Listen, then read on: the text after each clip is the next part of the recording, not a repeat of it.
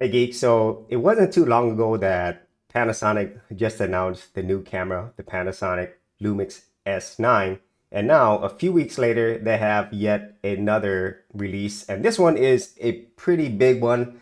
And honestly, I'm really surprised that they didn't announce this sooner. And so, which one am I talking about?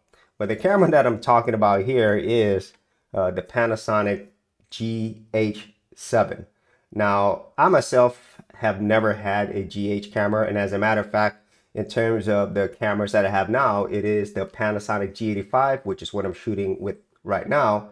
Plus, I also have this right here, the Panasonic S5 2X full frame camera. I absolutely love this camera, and in my opinion, this is the best camera that Panasonic has released so far, at least for my type of use.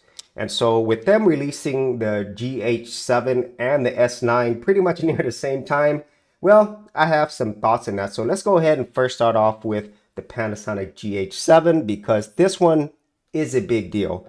And for people who might not be familiar, this is basically their flagship Micro Four Thirds camera.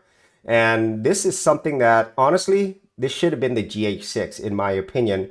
And so when the GH6 came out, it offered, as usual, a whole bunch of video features because the Panasonic GH line is primarily meant for videographers, filmmakers, prosumers, professionals, and the GH6 pretty much had everything that most people would want except for a reliable autofocus system. So whenever the GH6 came out, it didn't have the phase detect hybrid system that we have now, and that wouldn't be available until the S5 II, the S5 IIX, and also the G9 II. So once those cameras came out, they finally had this hybrid phase detect autofocus system. So the GH7, some people might look at this and just say, well, it is just the GH6 with better autofocus. And in some cases that might be true, but as normal, Panasonic has put in a lot of other really, I would say, big important features for people within this space.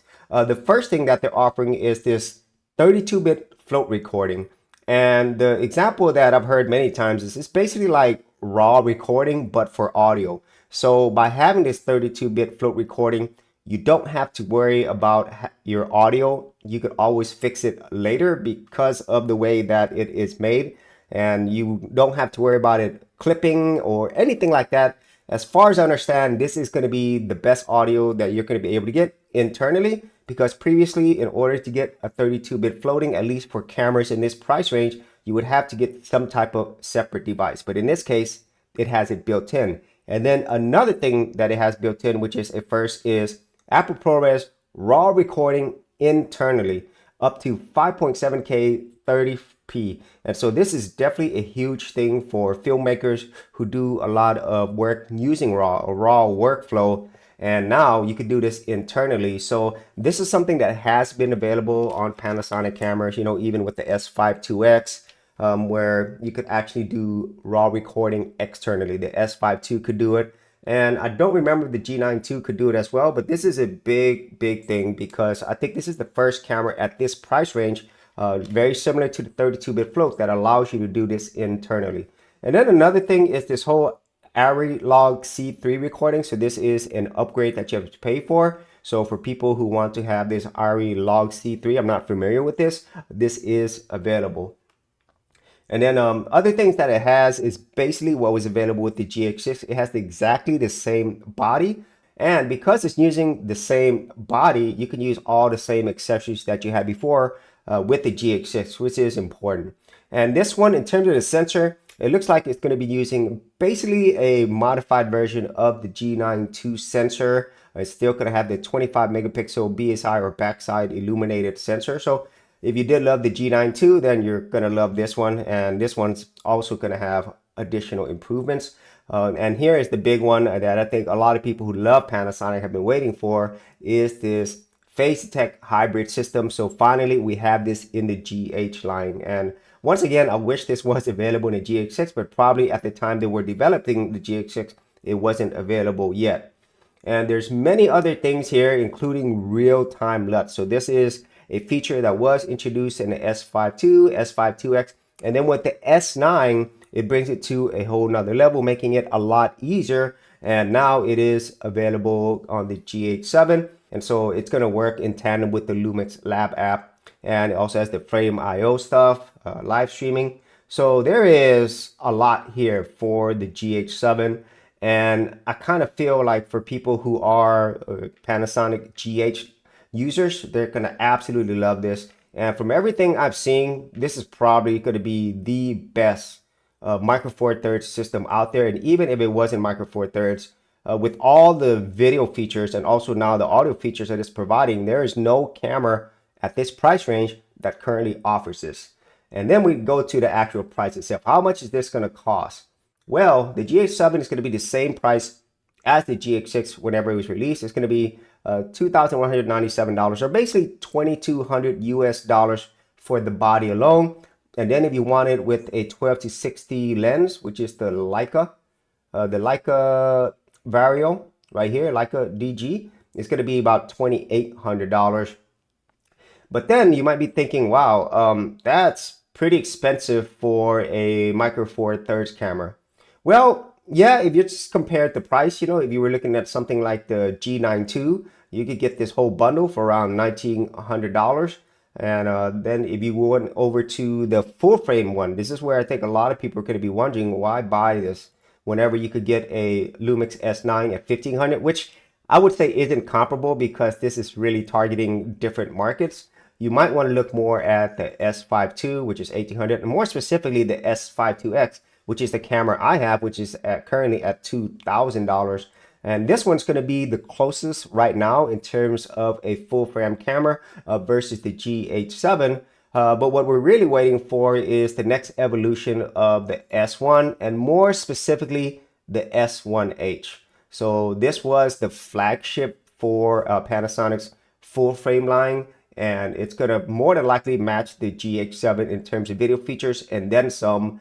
And so that's why I'm looking at this price. And at first, if you're not familiar with these different Panasonic lines, you might be thinking this is too expensive. But whenever you look at all the features that this provides and who it's targeting, then you could see the value that the GH7 provides.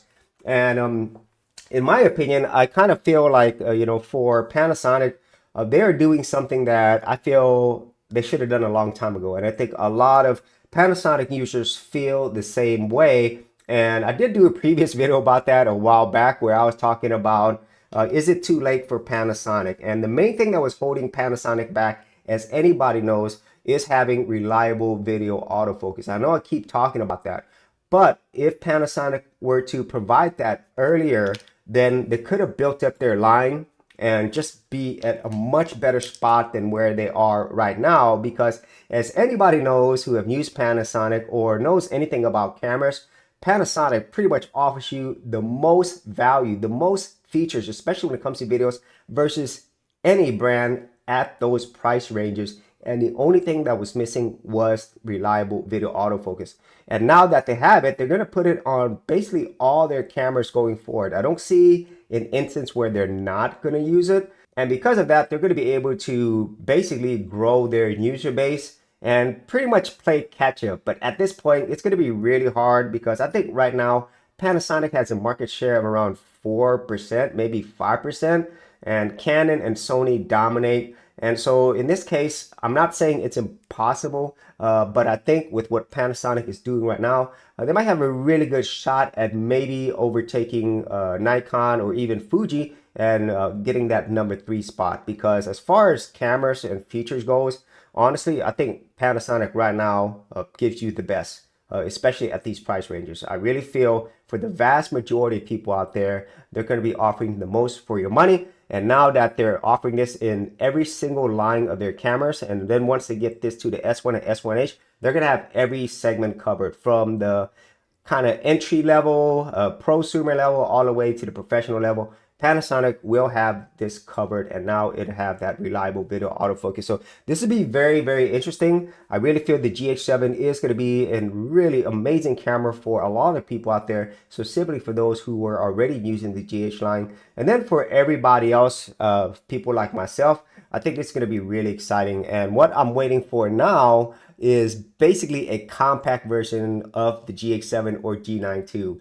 Even though the S9 offers you a lot, especially in the small body for a full frame camera, there are things that are missing that I think would be really great to have. And so that's what I'm waiting for next. If Panasonic does release a compact G9 II or GH series, then that's probably going to be the one that I'm going to pick up. And whenever the S9 II comes out, they'll probably offer a lot of those features that we're missing in the upcoming release. So those are my thoughts on the GH7 and just Panasonic cameras in general. This is going to be a really, really crazy year. By the end of the year, you're probably going to have the S1 II and S1H2 and hopefully maybe a compact micro four thirds camera with this new phase detect autofocus system. So if you actually had any thoughts on the Panasonic GH7, S9, the S5 IIX, or any other cameras, be sure to leave in the comments area below. And if you did want to see more of my camera tutorials, tips, and also videos talking about this, I will leave that in the description area below as well. So as always, if you did get value out of these videos, be sure to share, like, and subscribe, and I'll see you on another episode. Hey geeks, if you are a brand new creator and you simply want something easy to get you started, well, I got something for you with my Creator Starter Kit. This is a super simple step-by-step guide that's going to take you from having no channel to developing your very first YouTube channel, along with ideas, thumbnail designs, and other creator tips, including marketing. And the best part is, all of this is free. Simply head over to the link below, check out my page, and get started creating.